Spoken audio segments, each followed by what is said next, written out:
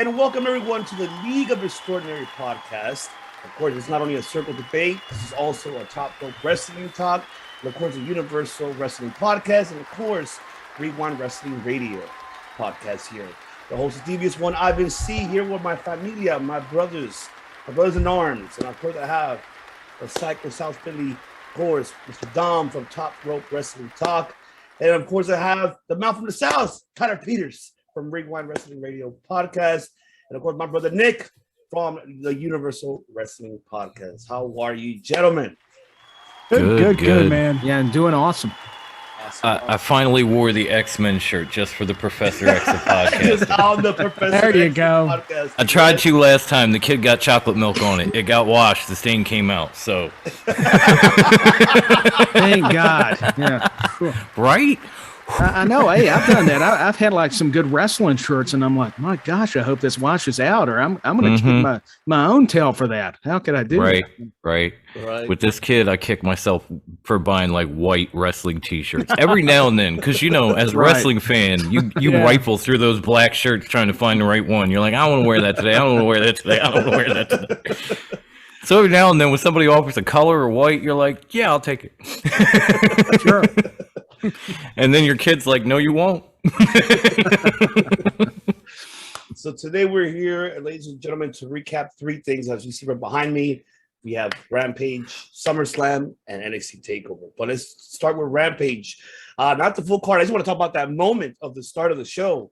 What a loud crowd. We had this is the first time in history you could say, I don't know when is the last time you ever heard a crowd that loud over the topping of music of Cult of Personality. And we spoke about this before, I'm pretty sure, in our, our personal contact, on our social medias, that I have to see to believe it. And we finally saw it for the first time in what 7 years, I believe? 7 years, yeah. 7 years that he showed up, and he's officially back. Yep. So I'll take it to you, Nick. Your thoughts about CM Punk finally returning to a pro wrestling ring in AEW. Yeah, man. This weekend itself told me one thing, showed me one thing. It's all about professional wrestling. It's not about competition. It's about one thing, and it's professional wrestling. And I'm not saying CM Punk brought back professional wrestling. I'm just saying I feel it again. We always wanted that alternative. Yeah. We got the alternative. We always wanted CM Punk. 7 years. He's back. And I'm just stoked, man. I'm just so happy to be a wrestling fan. Awesome. Tyler, your thoughts? I couldn't agree with Nick more. I mean, it was emotional for all of us. I think you could see the tears in CM Punk's eyes. That fan, that was great. And I love the line. I'm going to have to kind of paraphrase. I can't remember it word for word, but he's like, nobody make fun of that guy because, that's how I was feeling. Something like that. It was awesome. Chicago, like JR said, I loved having Jim Ross there because he's like, Jordan-esque moment. They haven't felt that since the Bulls. That was a great comparison and great line. And I watched that over and over. I don't know about you guys, just that clip of him coming out. And then the promo was just awesome, man. And even with Darby and Sting, that was cool, man. Think of the history with Sting coming down from the rafters in the United Center. So a lot of history there, man. It was just a really cool weekend, man. I'm with you. Just an awesome weekend to be a pro wrestling fan. Absolutely. Dom. Yeah, it was a tremendous moment, and you could tell that Punk was like genuinely emotional over it. And it did take me a minute because I was doing a watch along with my wife to this show, and we're listening to hear the music, and we can't because the crowd is just going crazy. Like, just all you hear is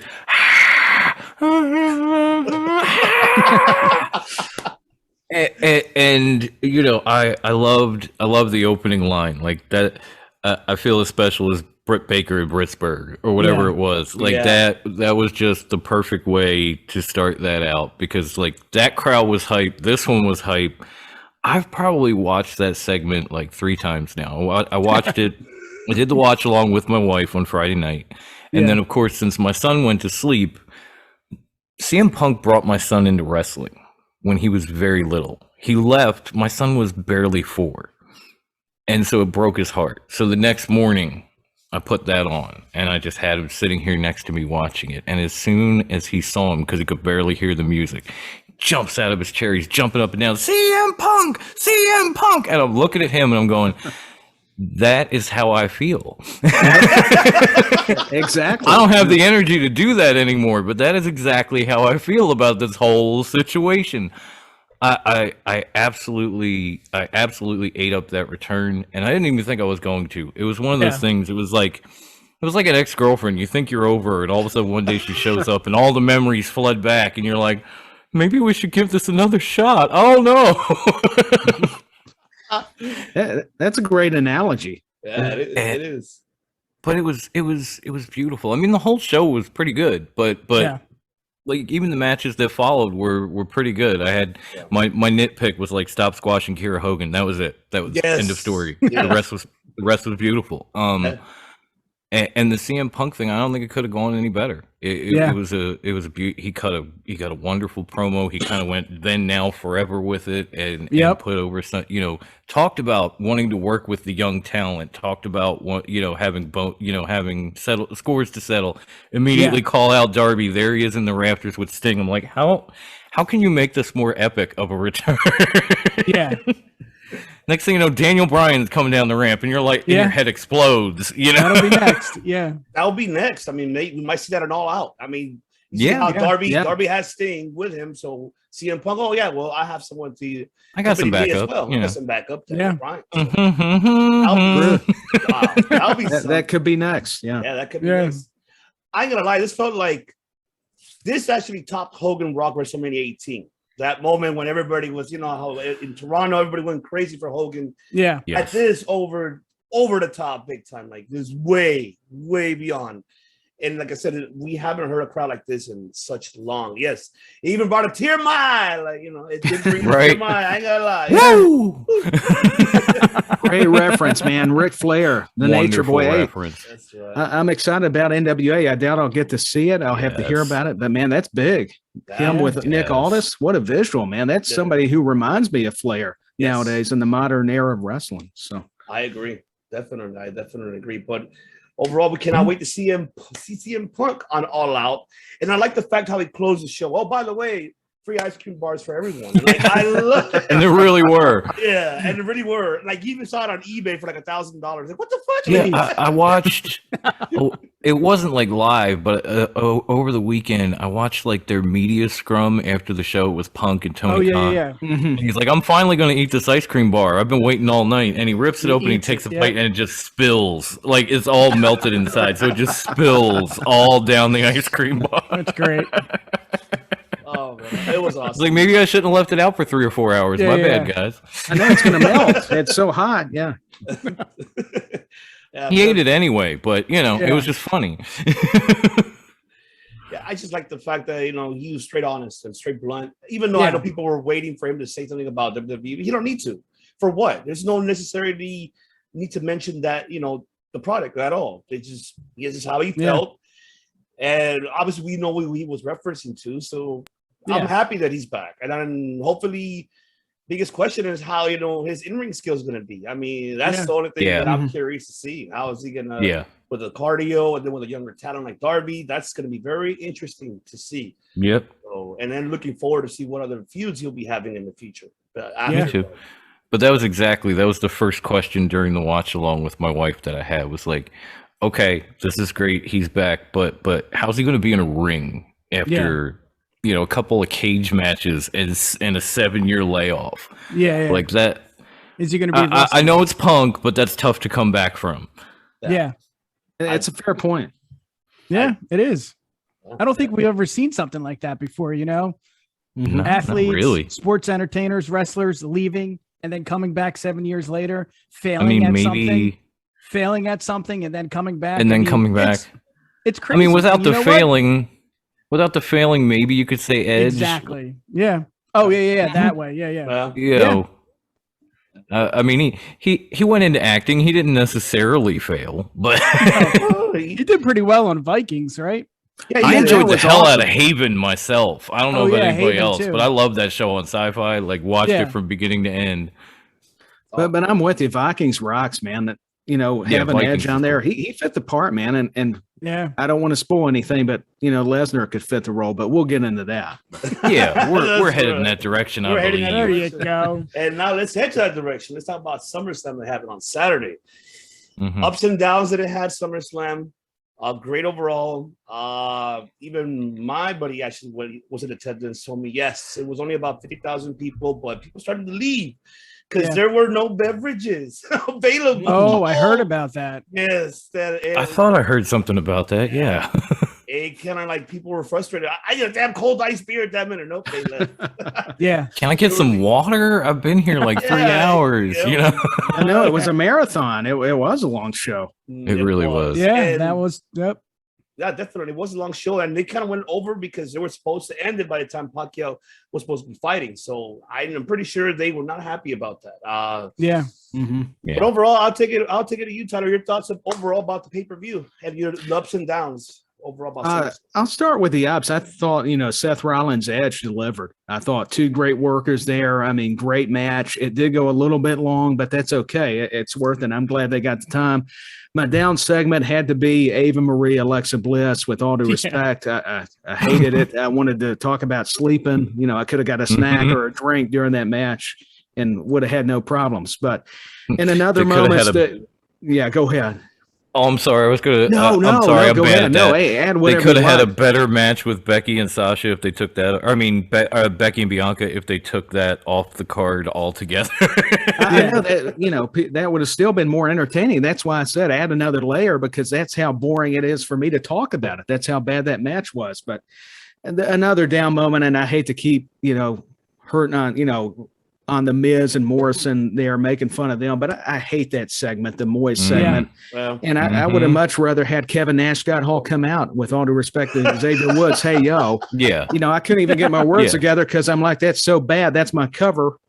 That was tough to watch. Yeah. But, Damian Priest, Sheamus, I got to give them credit. That was a solid match. Go. And yeah, I'm just going to give it to you guys because that, we could all go through the card. There was some good moments, then always the bad moments, unfortunately. Yeah. Definitely. Nick. Yeah, I mean, Tyler said it. Those segments, there were 2 or 3 segments that could have been eliminated. It's a big pay-per-view. We don't need that. We see it enough on Raw. We see 3 hours of Alexa Bliss and Eva Marie. I'm over it, So that's definitely a down. But then the ups, of course, the returns. Tyler said it. Edge and Seth Rollins, that was a banger. Brock, seeing him back, he is so good for the industry, and I love it. And Pat McAfee. I know he may not have a lot of fans, but dude, I love him, man. He is Pum Blanco, as Wendy calls him. Yeah, he's awesome, man. Yeah, he's on to something. I love him. Oh, definitely. Talk to me, baby. Talk to me, Dom. Okay, yeah. I mean, I definitely agree with a lot of what these guys said. The segments just, like you could have cut those immediately, and I would have been happier. Especially if we would have got to see Brock Lesnar suplexing Cena after the show on the show, or like I said, gotten to see a little bit more of Bianca and Becky in the ring together. Actually having it didn't have to be a long match because I know it's Becky's return, but that felt like Kofi Brock, and that's a bad look for WWE at SummerSlam. Okay, I feel bad because I was kind of hoping that the Prodigal Son was going to be on this show because I was going to debut a whole new thing that I call the Psycho Scale, which is I went through every segment, every match from pre-show, and I determined on a 2-point scale, -2 being the worst and 2 being the best for each single moment in SummerSlam. So there was a possible total of 28 points. Yeah. And this whole show, once I tabulated it all up, because there were like one of the segments, the Miz and Morrison and Woods with that got a -2. Tiffany Haddish interviewing Damian Priest and calling him the national champion, that got negative numbers. So after it was all said and done, out of a possible 28 points, this show got 7. Damn. 7 of 28. Wow. There were some great moments, and that's because Edge and Rollins got a 2. That's because Damian, like that match and the U.S. title match, it accounts for 4 of the 7. Well, just the entrance, alone. Just the Edge entrance. I know I'm old and I remember the Brood, and maybe people watching at home didn't, but for those that did, it was beautiful.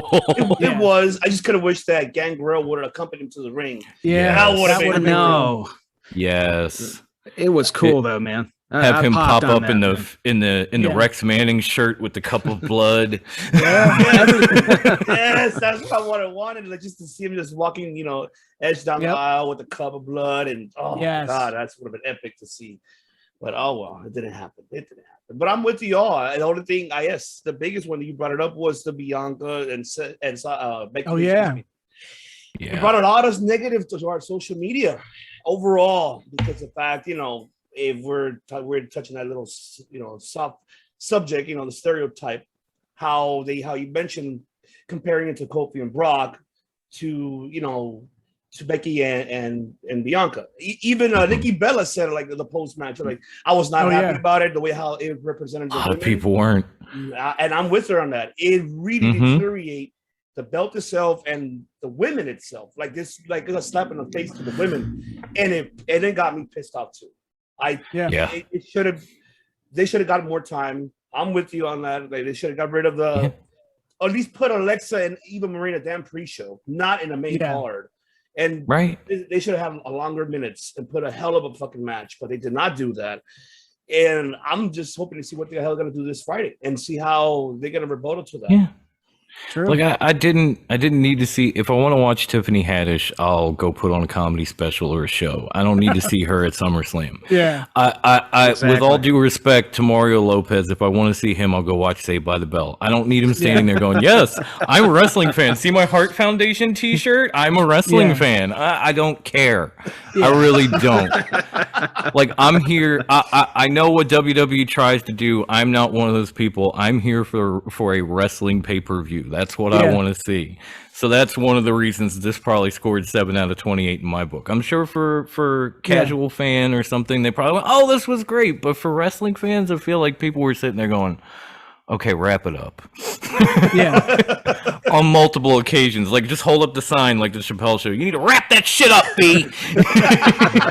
Great references, yeah. But I'm with you. It should have been a competitive match, man, between Bianca and Becky. I don't, you never know what Vince is thinking anymore. Happy birthday to Vince McMahon. That's right. Happy birthday to jackhammer, genetic freak. You can tell. Got to give the man his props. He sleeps 2 hours a day or something. Yeah, 2-3 hours a day. Yeah. The issue I had is I understand what they're doing. They're trying to build Bianca and also build Becky as a heel, but not in 30 seconds. You can't have someone who's beloved like Bianca get demolished in 30 seconds. And the finisher too. Yeah, it's brand new. I didn't get it. I didn't like it. I understand what they're doing. It's a storyline. I get it.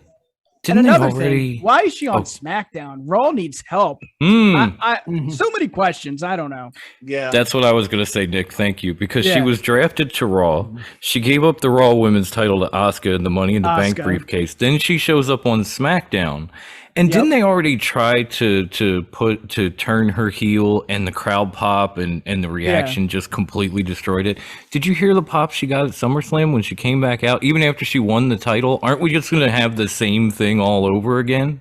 Yeah. Like, they tried to do this with the man gimmick, and it ended up being more over than almost anything, if not anything they were doing. This was so bad, I agree with Bella. That's how bad it was.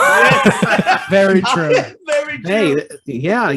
Hey, who knew Bella would, make some sense about booking? Or anything ever. Yeah. Well, that was me being kind. I left it to you, Dom. I was too. I know. If you watch my show, I was too. Trust me. I love it, man. Love it. Bring the heat. Bring the fire. Right. Exactly. The other downfall I feel is that Goldberg Lashley did not deliver. Oh my God. The late botch. Okay, he hit him with the with the stick. Yes. Yeah. I saw all that coming. What I didn't see coming was the very end when he attacks Goldberg's son and Goldberg saying, "I'm going to kill you." You know what this means? We're going to get this again. Yeah. That's what I was thinking. Again, y'all. I didn't want it once. We're going to get it again. We got it for 5 minutes longer than I ever wanted it, at least. And we're going to get it again.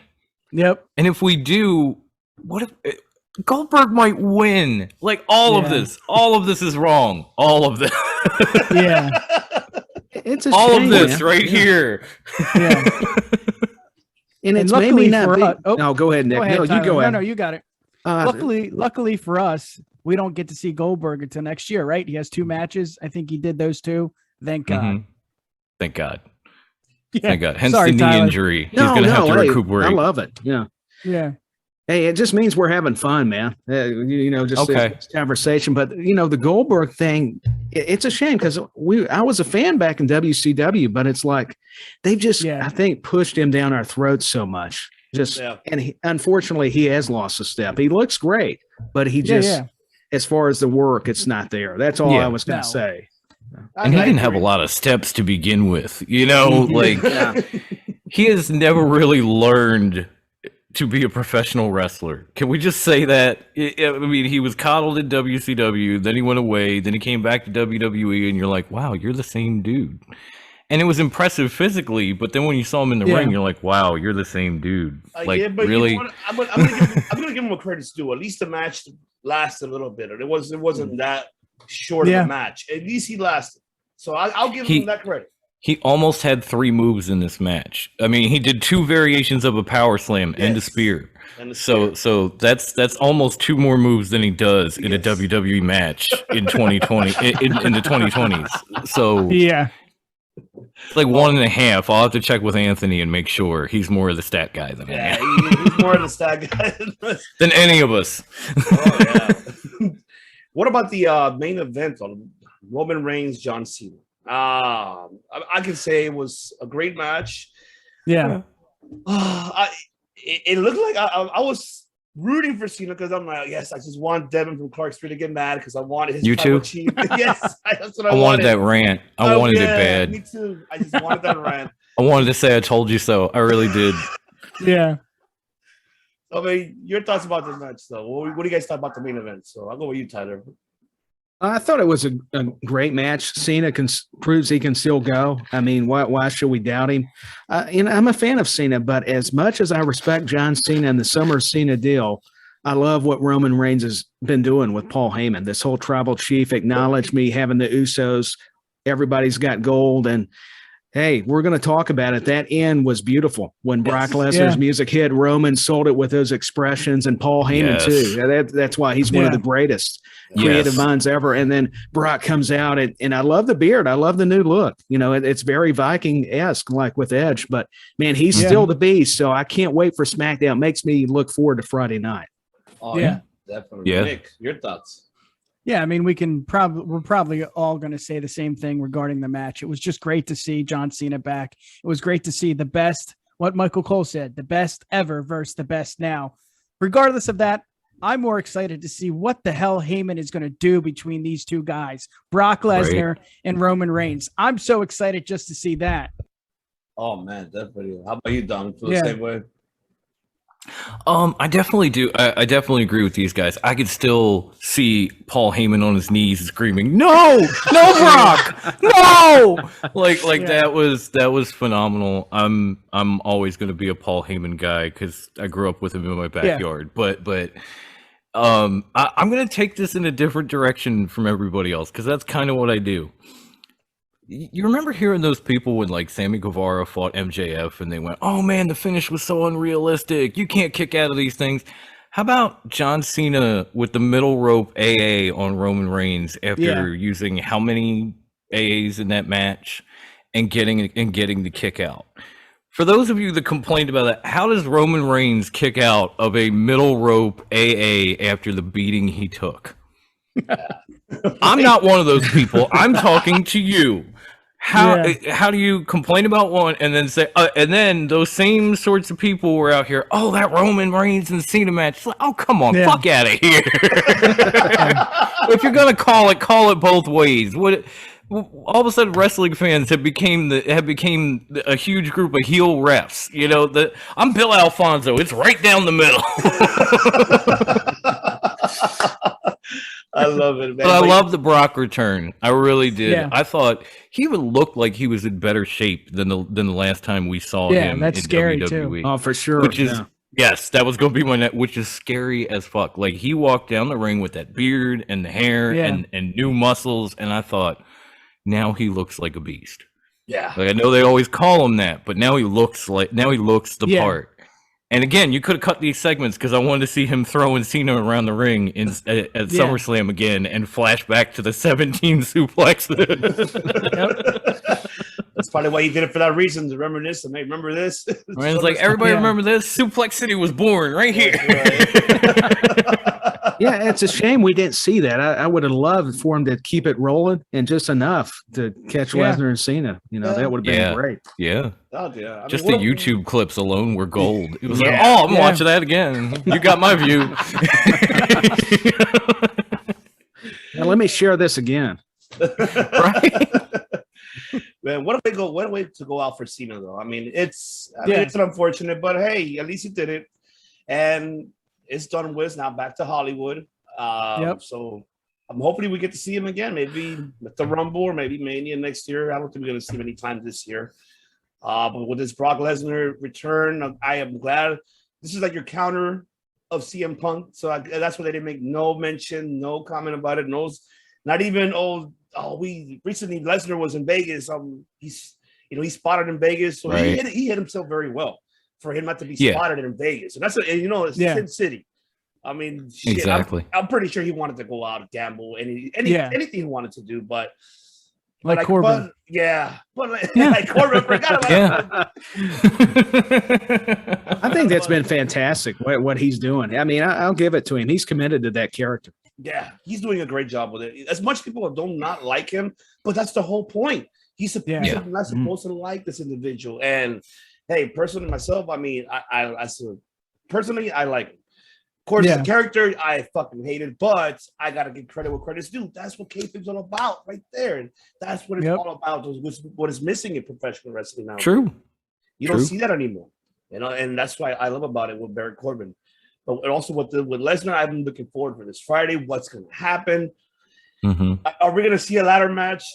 Like I keep seeing that everywhere. The custody, the biggest unanswered question from this weekend, at least for me, was like, is Raw becoming the new NXT?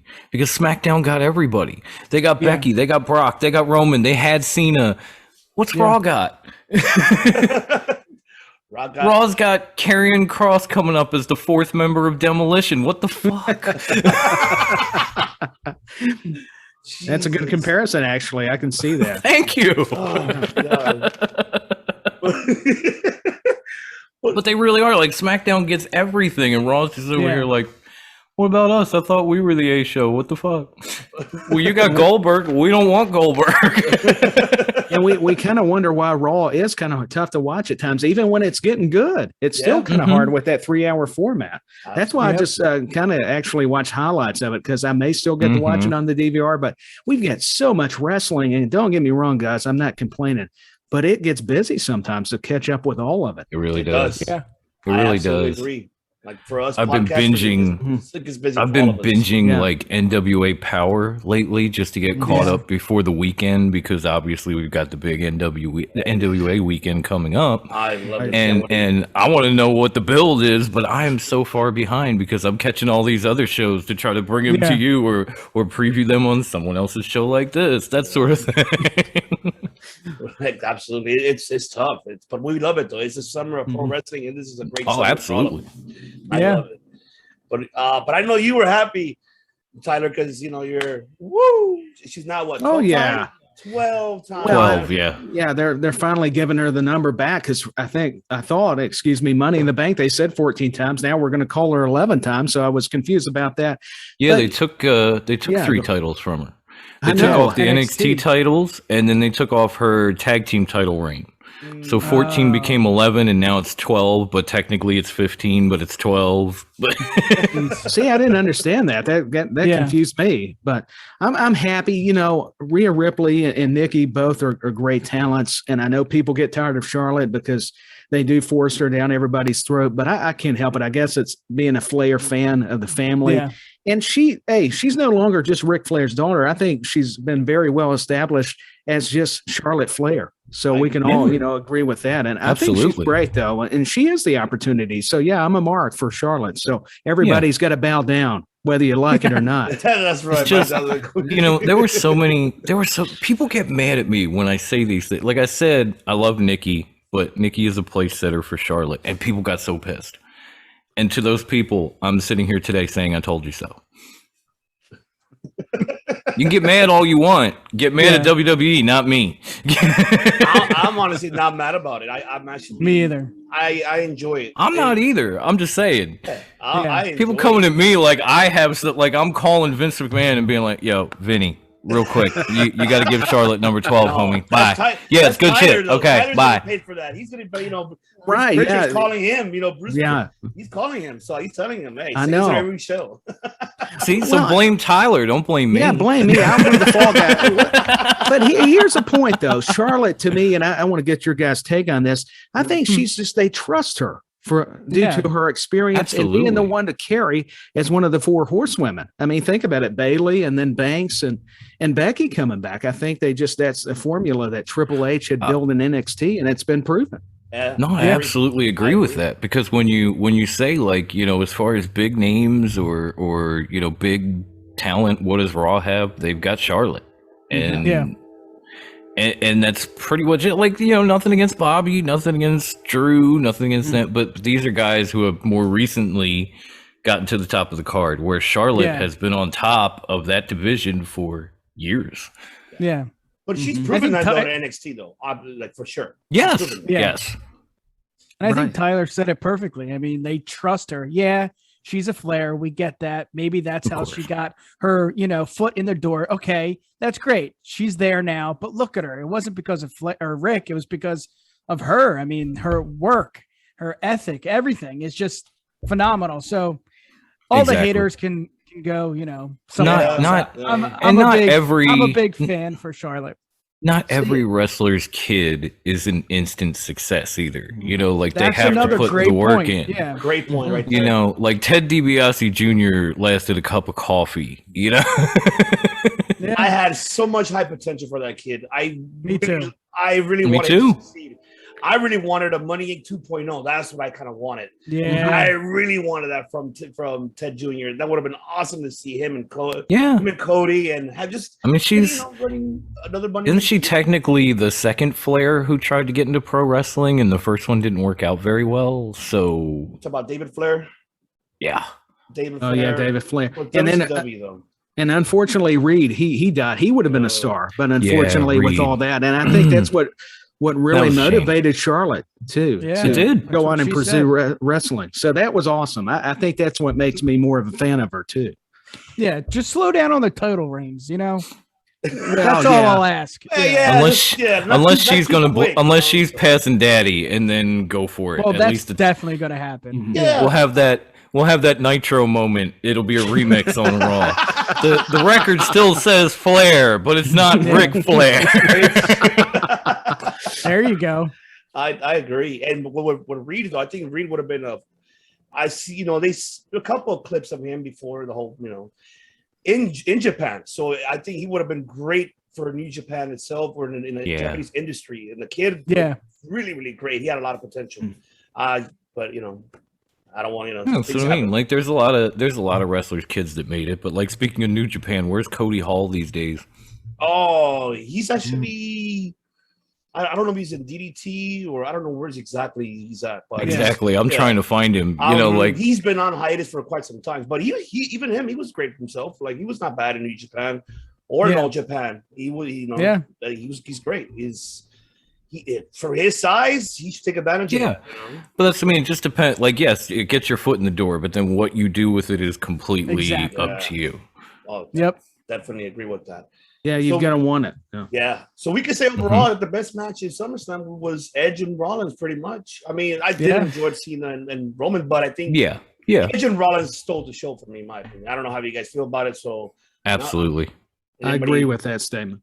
Yeah. I honestly, going into it, I had it as a toss-up between Edge and Rollins and Bianca and Sasha, and we all saw how that worked out. Yeah. So, Edge and Rollins killed it. They absolutely they had the match of the night regardless. Like, Again, honorable mention to Priest and Sheamus because that was a damn good match. That was a good match too, and congrats to Damian Priest for the United State Championship, not national. Not national. Yeah, not national. Now that's an NWA reference. That's an NWA thing. He was thinking of Crockett or something, watching Tony Schiavone's podcast or something.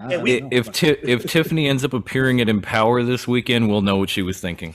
Hey, she could get away with it then. Yeah, she could. Yeah. She could definitely. She could. Now let's jump on to Takeover 36. Now with this pay-per-view, wow.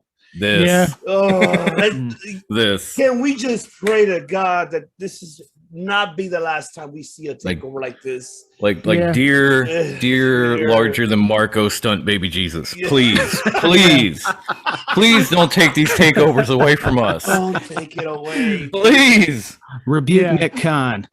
I'm gonna message Wendy to talk to Father Paul, the Lord of all death matches, to send our prayers for NXT. Give him a blessing. Because we don't, because we don't want this to go away. This proves of why this brand is its own brand and not a developmental itself. It's just like we hear from Nick Khan, and we heard his interview, and I don't know if he's in his Vince's years. I don't know what the fuck, but it's ridiculous. Yeah, if you really want to convert this to a developmental tool, like a OVW days or for FCW days. I mentioned this before, like I said it before. Don, you remember I said it before, but I said imagine if OVW and FCW had television time like NXT does back then. We would not see not a Cena, not a Dave Bautista, not even a Shelton. Things could have been different. True. I guarantee you they would have done better than Raw at that time. Guaranteed, both of those. Because Jim Cornette did a phenomenal job with OVW, and FCW was great at his own brand itself too. But they were never, they were never given that TV time like NXT does. No. So I mean, it would have been way different, honestly. But overall, Takeover. I'll take it to you, Dom. Yeah. Ups and downs. Your thoughts about it? Oh man, well, going back to the psycho scale here, there was a possibility of 12 points for this pay-per-view because they had, basically 6 matches and no segments, which was, yes. Like, this is a wrestling show. Okay, I'm here for this. But out of a possible 12 points, Takeover 36 got 9, which is pretty damn good. Like, almost every match got a 2, a couple of matches got a 1. And it was just literally because, like, I knew Dakota Kai was going to get killed. Like, I knew that was going to happen. But they were all great matches. I think match of the night is so tough. I mean, I enjoyed everything. I enjoyed Ridge Holland squashing Trey Baxter before the show. I mean, it's so tough. Like, I love Joe's comeback. I thought that was great. I loved Colin O'Reilly. It had so much drama, especially once Kyle got cuffed to the ropes. I probably would lean towards that match, but it's just tough. I love the whole damn show. The whole show is awesome. Yes, I agree. Nick, that's why I'm praying to bigger than Marco stunt baby Jesus. Just don't take this. Don't take this away from us. I mean, if you didn't notice, SummerSlam led into this. They were tired of getting shown up, so they went, you know what, we're gonna do SummerSlam first, and then everybody can enjoy Takeover Sunday to make up for it. Hey, good call on that. That's for sure. Very true. Your thoughts, Nick? Yeah, I said it at the top of the show here. It's about professional wrestling, and that's what we got with Walter. Yes. Oh God, yes. Great. Tom, if that's on your scale, it should have broke the scale. That's a 10 out of 10 for me. I loved everything about it. And I gave it a 2. I wanted to give it a 3. I forgot about that match completely because it blew my mind. I don't know about you, and I know it's so good to see that, and it's so close to like actual fighting. Like, you believe that Walter's actually like knocking him out. It's just, I don't know. For me, that's professional wrestling. I was really surprised with the Grimes fight. I'm not a big fan of that storyline. I think it's, it's interesting, but I don't know. But that match really surprised me. And you know what? I said it. I tweeted it. Grimes is he's doing great things. I love him. And I think, what do you think? I mean, I think the downs for me is the ending of, many of the matches. Cole, where the hell does he go? Walter lost. Where does he go? I mean, Grimes or Knight lost. Where does he go? Like, they're going to lose a lot of people, and I get it. Younger, bigger, better stars. That's what I was thinking. But not that's better. my down, but that's what I was thinking. Like a lot of these guys who aren't, aren't near 30, like LA Knight, who's 39. You're going to a main roster. That's why you lost. Adam Cole, depending on whose dirt sheet you believe, could be a free agent, could be signing $1 million deal or going to somebody's main roster, probably SmackDown's because they get everyone. Or, if not, obviously testing the water someplace else, and that would be exciting too. We all saw where Cross went and how he ended up, and we all kind of giggled. We'll I think talk about that for sure. So like even the losses made sense because it was like you knew, okay, Adam Cole is going somewhere else, Cross is going up. LA Knight is 39. If they're going to stick to these reported plans, there's nothing gone. for him here. So he gone, I mean, you hope he doesn't get wished well at his future endeavors because he's better than that, but he gone. Yeah, that's my downs, honestly. But then again, how can there be any downs from that show? I mean, even I think we got was that the first ever pre-show? And it was, awesome. I loved it. I loved everything about everything about it. Even Sam Roberts was tolerable for once. I can usually never stand that dude. I know. I normally, but I actually enjoyed him. He's usually very annoying. I'm just like, get this guy off my television, Jesus Christ! But I was sitting back and I was actually kind of watching him, like, okay, wow, I agreed with something he said. That never happened either. But yeah, I got to change my pick for match of the night because Walter Dragunov 2 was so good, it blew my fucking mind, and it totally just escaped me on the spot. That's got to be match of the night. No offense to no offense to O'Reilly and Cole or anyone. Even match of the year. That could be match of the year. I mean, honestly, I'd vote for it. I thought the first one was match of the year in 2020, and this one might have been better. God, yes, definitely. Tyler, your thoughts? I couldn't agree more. I thought Walter Dragunov just brought it. I mean, like Nick said, and all of us, it made you believe because they were struggling. Let's not forget Walter can sell like nobody. I mean, he's great, and so can Dragunov. The way that boot and Dragunov moved his head. I mean, it was physical. They were feeling it. You could tell by the blisters, the visual on Dragunov's chest, those chops. And I love how it told the story how Dragunov blocked the chops because he knew they were coming. They had faced each other enough and had that history. And I think that he just had the title so long, it was time to change it. Dragunov had so many opportunities. You love that underdog feel. And it's kind of funny. And Rocky, it was the evil Russian. It's the evil Austrian. The Russian's actually Rocky in this story. So it's kind of cool. It's kind of Isn't that weird? Yeah, so I thought it was a great match, man. Just they tore the house down. There were so many great matches, man. So there's not a lot of downs either. Because NXT, are we surprised? I mean, with all due respect to WWE, they not at all always bring it. So they do. I mean I'm telling you, that's why they were on Sunday. Yeah. We're tired of getting WWE pay-per-views showing up. You're going last. Well, that's the thing too with WWE. Like their weekly shows, they're tolerable, but when it comes Sunday or Saturday, the pay-per-view, they always deliver every time. Yeah. As much as we they every month they bring a nice pay-per-view, but sometimes they deliver. Sometimes some pay-per-views are not as great. Some are actually not bad, No, that's true, but it's like I said about SummerSlam. Like I came to see a wrestling show, and I got something that was completely different. Yeah. When I tuned into Takeover, I got the wrestling show I was looking for, and I was like, okay, cool, 2.5 hours, cool, I'm here. Oh yeah, definitely. I have to agree with all of you. That was the match of the year. Just Walter and Dragunov. Oh man, that was so emotional. And great analogy, by the way, the Rocky moment. Yes. How did I not think of that? Come on, Billy, right? I got lucky. Normally, I'm not that smart, so that's. That was genius. Just you. I tell you, Bruce Pritchard. I can't give him credit. Let's say Triple H, with all due respect to Brother Love. Yes, that's right. But I really enjoyed that match, man. That match overall was emotional. I ain't gonna lie, I kind of teared up a little bit because I think it was about time for Dragunov to win that belt after the first one. I just wish NXT was given a bigger platform audience instead of the season. I know. I guarantee you, it was 10,000 They needed a venue. or 5,000 people, or even 3,000 will be awesome to see. Just to hear them just going crazy, and more of it. And I think it would have been more emotional to see that. And I think everybody would have been gone bananas for just seeing the whole card itself, and then Joe becoming the first ever 3-time NXT champion. I'm happy for him. So, we had another return as well. We finally had the return of the Muscle Buster. I was wow, because he hasn't used that in WWE since Tyson Kidd. Yeah.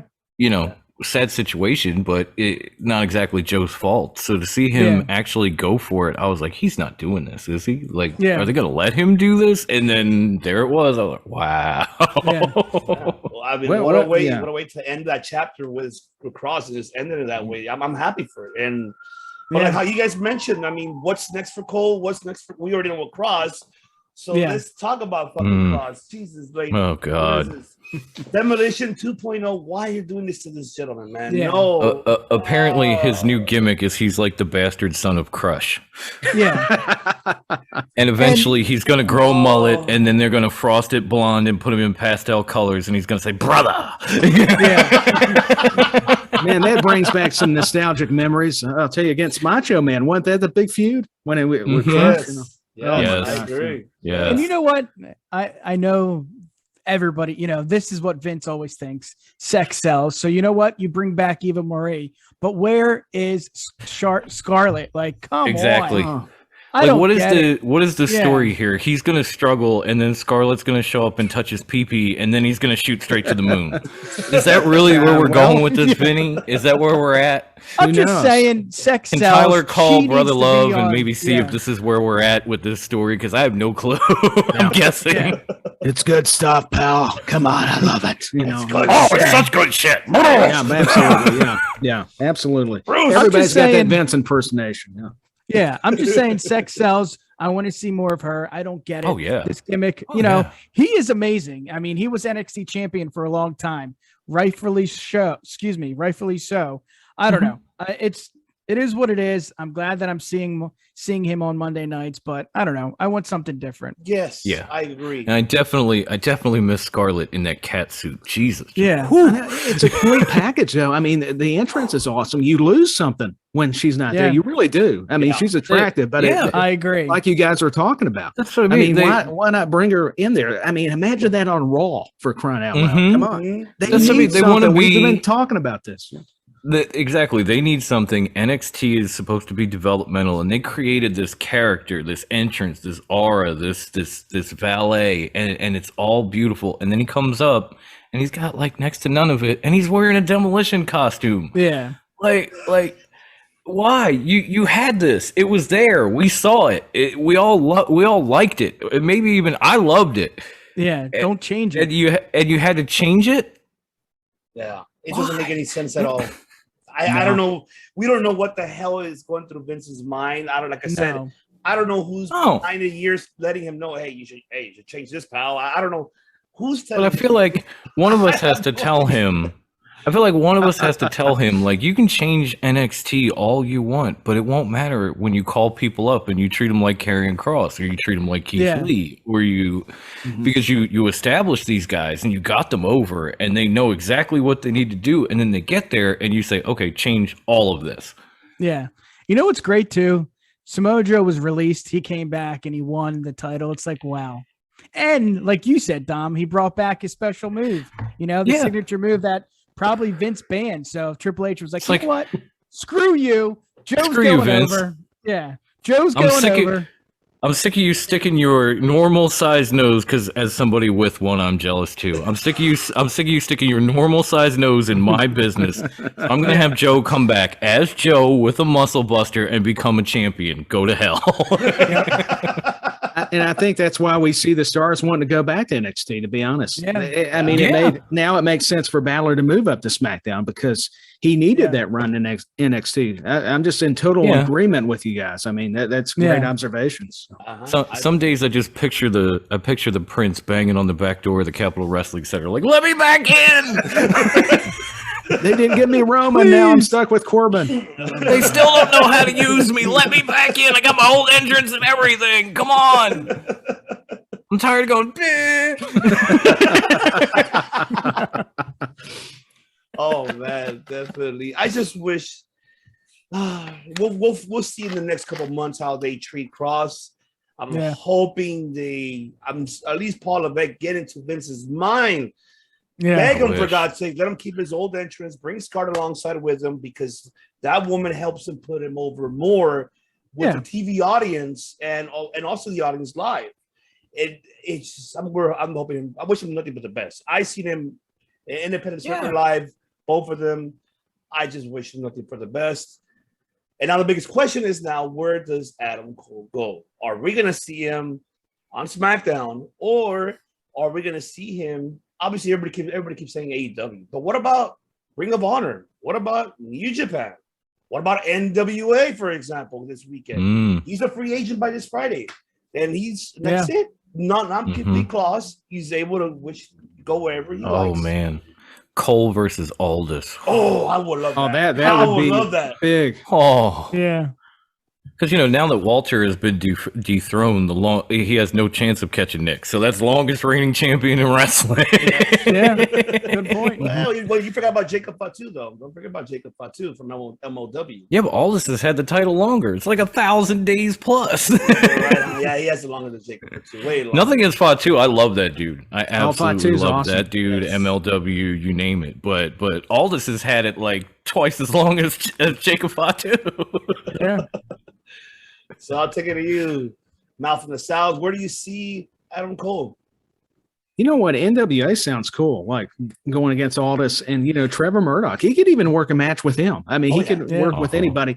New Japan sounds great, too, because I think with all the stars coming through the Forbidden Door, they could use somebody. So the possibilities are endless. Ring of Honor could make sense, but I feel he's probably going to lean toward AEW if he goes anywhere, because I'll tell you why. And it's probably just Kenny Omega trolling everybody, showing that picture of Adam Cole.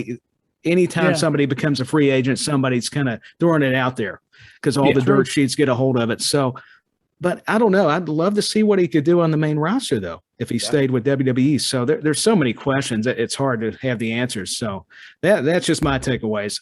It's a who's who at this point. Absolutely. Yeah. How about you, Nick? How you feel about it? Yeah, I mean, Tyler brought it up too. I mean, we only seen one match with him going one-on-one with DB on SmackDown when the wrestlers were stuck in Saudi. Like Takeover Buffalo. Yeah. I want to see more of him on the main roster, and I think he does too. Wherever he goes, I'm still going to watch, but I really think it's going to be with the WWE. I think he needs to prove to himself that he can do it. He can lace up those boots on Monday Night Raw, on SmackDown, and do what every successful NXT guy like Kevin Owens. I mean, Sami Zayn. The list goes on. The list doesn't go on and on, but there are a few select few that have done pretty well. So I'm just stoked to see what he does next, and I think it's going to be the WWE. All right, Dom, feel the same way? Yeah, it's like I believe, I know Adam Cole could make it on the main roster. I think Adam Cole knows he could make it on the main roster. I don't think Vince McMahon knows. I just don't. I mean, you brought up a couple of guys that had success in NXT, but then there's those other successes like Baron Court, no. Samoa, no. Oh, what about Shinsuke? No. Oh, but Keith, no, not Keith. Well, Cross as well, shit, no. So I get a little nervous that he's going to go up there and they're going to do the same thing. Okay, Adam, you're great. We're going to change everything on you. No. Yeah. I see where you're coming from. I don't really care where he goes exactly, but I would love to see him get involved. Personally, I'd love to see him get involved in this brewing Bullet Club feud between the New Japan guys and the Super Elite. And join the side with the New Japan guys, join Switchblade and GOD and all that, and go against the Super Elite. I don't know what that means. I don't know if he signs with Impact, with ROH, with AEW, but wherever he goes, he could get involved in this and he could work all those other promotions because they have basically developed a Forbidden Door super territory at this point. Agreed. Yeah, but don't you think he wants to be heavyweight champion of the world, like in WWE? Like, Oh, I'm sure he does. I'm sure he does, but everybody does. You know, not everybody get. I'm sure he can. But I don't know. I don't know if Vince McMahon would look at him and think like, "Oh, he's Daniel Bryan." You know, I know he had a meeting with him. Of course he did. He's trying to keep him. You think he wants him going someplace else? Well, that's what I mean. Yeah. Especially after CM Punk pops up on Friday night, like, oh no, Adam, you gotta stay. You gotta stay. We need all hands on deck. We're bringing Brock. We're bringing Becky. We need you. I mean, shit. This could be like his next Daniel Bryan. You could say, for example, because I mean, for a small man, I mean, give him like, for example, you mentioned that match with Daniel Bryan. You see how the crowd went crazy for him on a bigger platform on SmackDown. Oh, absolutely. And now think about him debuting on SmackDown or even Raw. I'd rather have Raw. Maybe it'll help Raw once. At least get those ratings up. Maybe, and maybe he could dethrone Lashley. Yeah, but even though we'd rather see Lashley, but why not Cole? Because we already have Roman established. Yeah. And not only that, we forgot about Big E too. Where is he going to cash? Is he going to be Raw or is it be SmackDown? Where is he going to go to cash Money in the Bank? It feels more and more like Raw every day when you just see the competitors lining up, because like Finn Balor's been forgotten. Here's Brock. We just had Cena. Big E is on the kickoff. He's if Finn Balor's forgotten, Big E's behind him. Like, what about me? Yeah. And it seems like the UE will never reunite. So please give Adam Cole back the song. The song. Please. Come on, please. It doesn't seem the same. You're right. The feel and everything. He's got to have that. And Vince, hey, he's admitted on the business call he's been given AEW talent. I mean, they're pretty much doing what back in the Monday Night Wars. It's kind of not quite the same, but in a sense, because we're seeing CM Punk show up now. Well, how do you feel about that comment that Vince made? For him to say that, well, if they want to take a talent, we'll give it to them. And like, how do you think the talent itself feel about that on a personal level? Like, damn, you really that disposable to you? I mean, in general, in our place, you nailed it. Our employers, of course, we're seen that way. Yeah, we're disposable to our employers. I guess that's how Vince feels about it. The harsh part about it is that Vince had a relationship, with these individuals, and just giving the 360, like, nah, get rid of them. I don't give a shit. Take them. Yeah, that's it's one thing for us as employees, because like there's always going to be somebody. Yeah, there's always going to be somebody when you're at a job and somebody comes in, you're like, oh shit, like they're younger than me. They're doing as much as I'm doing. I'm expendable now. Like that's one thing. But when you are a talent in the wrestling business who's good enough to make it to that level, that WWE level, you kind of think, okay, I've made it to the top. I'm safe. And then you look around and you see people who possibly are better than you. No disrespect, but you see guys like Bray Wyatt or guys who are in main events of major pay-per-views going bye-bye, and you're like, oh shit, I'm next. Like they don't give a fuck. And for WWE, that's not the greatest of looks. I mean, it's probably good for a spreadsheet, but now you got talent walking around on eggshells going, man, I got to do everything they say. And if I don't do it, they'll fire me. But if I do it, they might fire me anyway. I mean, I don't know what the hell I'm going to do. And so now you just got these people who are bound to fuck up because they're too far in their heads. They're so anxious every time they hit the curtain. So by this time next year, you're going to see so many different clips on Botchmania from WWE matches. It'll be ridiculous. Because they're so nervous, Because they're just absolute bundles of nerves walking out there every night. Yeah. It's an unfortunate. It's an unfortunate that. Yeah, it was not professional. No, it wasn't at all. And no. I don't know. Like I said, I don't know how you guys feel about that. I mean, it sucks for them because, and not only they're, how can I say this? AEW, they're oversaturated with so much talent. The fear that we all have, we don't want it to be another WCW because then you're not building your younger talent. What AEW has. The future, Jungle Boy, Darby Allin, MJF. Heck, I mean, There's so much there. The thing, I know people compare it to WCW all the time, and I get it. It is kind of similar, but at the same time, WCW did damn well. They were beating WWE, and it wasn't the fact that they had this talent or anything. It was just bad business that basically ruined them, like bad business behind the scenes. And so far, when you look at what AEW's done, you can't really say like, wow, they really made a bad business decision doing this. Like, not once. So if they can continue to make their money, bring in talent, put this talent on, now 2 shows on TV, 2 shows on YouTube.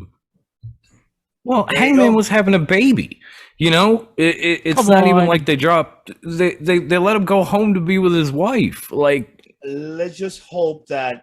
Okay, take some time off. That's not a bad business deal. That's a baby. No. Yeah, of course. But what I'm saying is like how what he's trying to say is like how it switched so quickly. Like, okay, you brought it to Christian Cage, but it didn't deliver. Like, it's not gonna deliver. Honestly, and all out, it's not gonna deliver as much as CM Punk. And Darby Allin. That's a fact. No. I mean, but it just the storyline switching that quick to Christian.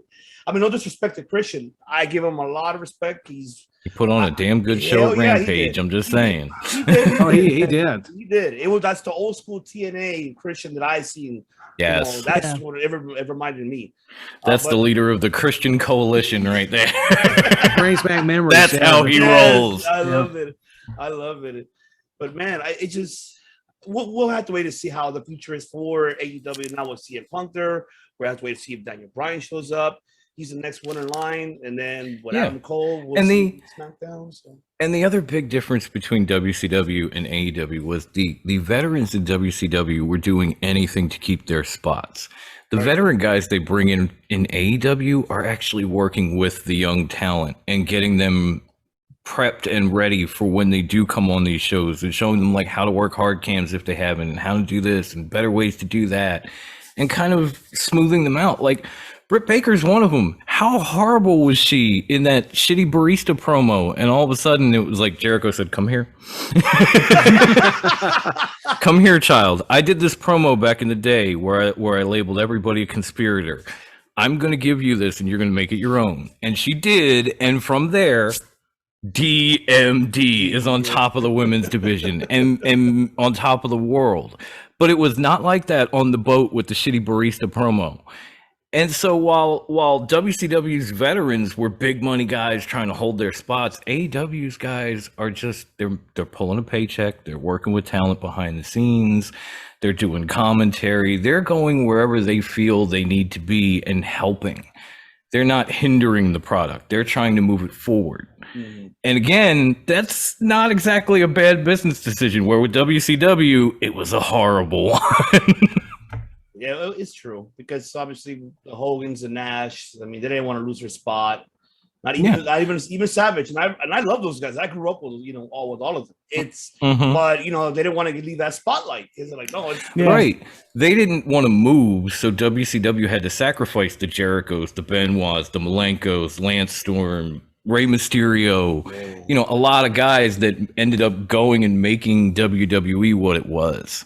Right. So AEW is not doing that. You got Sting giving Darby rubs and CM Punk coming in and mentioning Britt and mentioning young talent and mentioning Darby and all this stuff. Whereas back in WCW, that was not happening. It was like, get out of my way, kid. It's still my time. That was a big running theme. It was like, yeah, Cruiserweights open the show. I'm the main event doing the finger poke of doom. That was WCW. I mean, that was true. And he brought up Sting. I think it changed his philosophy. You're talking about those top guys, veterans, because he does want to help a lot of the young talent, because a lot of them are naturally asking him for advice. And I think this is the way. Yeah. and definitely, that would be an obvious thing. But in Sting, I know it takes a young talent, but I love how they're using him. And that's not a knock on WWE. They did the whole attraction thing right. It's just when it came to the WrestleMania match, as cool as it was to see Triple H and Sting, everybody wanted that Sting Undertaker match. So they dropped the ball. They had the opportunity. Could have been done, but it didn't happen. That's the match I always wanted, man. And when they announced Triple H, I was like, fuck you. Like, oh, but the NWO and DX is going to come out. I'm like, yeah, and X-Pac won't know where to go. Fuck you anyway. Well, he flew because of one yeah. punch. He flew like, oh my god. Remember, It's like, who cares? I want Taker and Sting, not this. And Sting was against the NWO and Hollywood Hogan. So how does that make any logical sense? right? None whatsoever. He was like the one guy for WCW that could stand up to the NWO. Like nobody else could. No, Hot Rod, you're done. Warrior, cup of coffee, you're done. But Sting was that dude, and now he's working with the NWO. It's like, are you fucking kidding me? And with all due respect to DX, that side of it too, because Sting never. I mean, as cool as it was, the visual and Shawn Michaels super kicking him. I mean, still, Sting and Undertaker just didn't make the whole thing was kind of a mess. Yeah. Absolutely. I mean, they could have brought back the Wolfpack, and I would have been like, now you're making sense. but Hollywood and all, I was like, no. I didn't like it to begin with. I'm not going to like it now. I'm never going to like it. Where's Taker? Oh man, so there you have it, ladies and gentlemen. I love being with my family here, man. We have great talk. This is what we do here for all of our content for a living. We love to talk about pro wrestling and give our 2 cents about it. That's why these 3 individuals have phenomenal content on their platforms. And man, I'm glad they're part of this League of Story, podcast family. There are a lot more coming. We're gonna have to do one day, like sit down and fucking let's just crack some beer. Well, I know you don't drink, Don, but I'm saying some of us. I do. I'm clean. I've never had a drinking problem. I'm one of the rare birds in the world.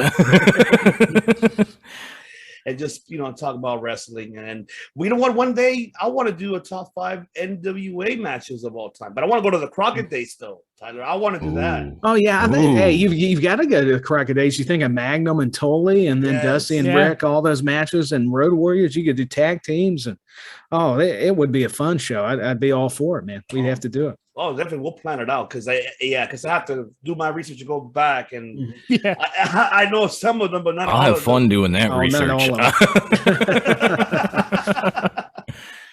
But yes, there you have it, ladies and gentlemen. This is our recap for Rampage, SummerSlam, and NXT Takeover 36. Now, before we let you guys go, I want to go ahead and let my brothers here shout out where can they find all of their platforms and where exactly. So I'm gonna start with the Psycho Billy Dom. Talk to me, baby. All right. Well, first and foremost, thank you, Ivan, and thank you to these guys. I'm sorry I talk too much and I cut in over you. That's just that's my problem. My mouth runs all the time. I apologize. But if you want to hear me run my mouth even more, you can find all our shows audio podcasts at anchor.fm/TRWT. You can get them there. You can see all our platforms. You can also find us on the wrestlingindex.com. I'm very happy to say that. Shout out to Tim. Thousands of other podcasts, including these guys and our little podcast that could. I can't believe that. You can check out our YouTube videos at TRWT parentheses of Fox Den John. We have a lot of exclusive content that if you have been listening to us for a couple of years on our audio platforms, you haven't seen, you haven't heard, you have no clue. So go there, check all that out. You can find us on social media at Top Rope WT on Twitter. You can search for us on Facebook. Just search Top Rope Wrestling Talk. You're going to find our community group, and then you'll find our podcast page there. On Instagram, we are at top_rope_wrestling_talk. You got to find out who took it, man. You got to find out who took it. Bruce. All Bruce. Shout out to Bruce. He's like, hey. Wendy, though, man. He's yes, Grandma. Of course. Shout out to the other 2 of the TRWT3, Grandma Wendy and the high class one, Bruce. We will hopefully be back this Friday from what I know. I've gotten Brucey said he was clear. We did a dynamic duo episode, me and Wendy last week. It's going to be all 3 of us this week. I'm excited. I can't wait. I actually missed the guy. Nobody's talked up MJF in a week or 2. I'm struggling now. I don't know what to do after 2 years. I need my fix. Good luck with that MJF talk. And last and certainly not least, please come buy our merch. You can find it at trwtmerch.threadless.com. We have a few logos. I'm about to add a few more, and those logos can be got on hundreds of different items, from shirts for men, women, boys. We have leggings. We have slip-on shoes. We have bath mats, shower curtains, beach towels, magnets, stickers, socks. I mean, everything you can possibly think of. We have like aluminum actual wall hangings with our logos and our faces on them that you can purchase and put up on your wall. There you go. We have everything. But come to trwtmerch.threadless.com and see it for yourself. Get some stuff, and if you buy the second one, it's not free. Not yet. You got to pay. Yeah. Right, that's right. I love it. Not yet. I love it. Not yet. I love it. Let them sales come in, and then we'll talk. All right, Nick, where can they find the Universal Wrestling Podcast, brother? Yes, sir. You can find us on Twitter at the UW Pod and Instagram at UW Podcast. We do have a website, uwpod.com, and of course, Spotify, Apple, Google, and Podbean. And like usual, Ivan, I appreciate it. Thank you, brother. You already know, brother. You already know. Much love to y'all. And of course, Tyler, not from the South, where can they find Rewind Wrestling Radio? You can find the Rewind Wrestling Radio podcast at Rewind Wrestling Radio at Twitter and Instagram and Facebook. It's a similar handle, so it's very easy. We're on YouTube, also on Anchor, Spotify, and Apple, and SportsWire as well, actually internet radio. So we're just so honored, man, to be a part of this League of Extraordinary podcast. And Ivan, thank you once again. And you guys are awesome. I had a blast, and it's great Likewise. To review these shows. And don't worry about talking over me. I do enough talking and trying to, you could tell that from the last time. So I just kind of, you may have to mute me after a while. So no, no, we love it, man. We love it. Give everybody absolutely. get everybody's opinion, and I love it because some of us think have the great minds think alike sometimes. Sometimes we have different opinions, but I love it. This is why we do this, for a reason, and to have everyone to listen to our platform and to see us as well talk about professional wrestling, which we love and adore so much, the sport of professional wrestling. That's what we miss. So yes, so there you have it. All the links in the bio will be right below on the description of this video, ladies and gentlemen. And hopefully we see everybody. Oh shit, I'm dying myself. Jesus Christ. I need to drink already. But yes, you can find all these individuals on their platforms. Make sure you follow them, subscribe to the channel. We'll be back soon. Hopefully, we'll do an all-out prediction show. How about that? Does that sound great? Yeah. We can do that. that sounds good. Oh, yeah, I'd love to do that. All right. Love it. We'll definitely do that. So once again, thank you so much for tuning in to the League of Extraordinary podcast.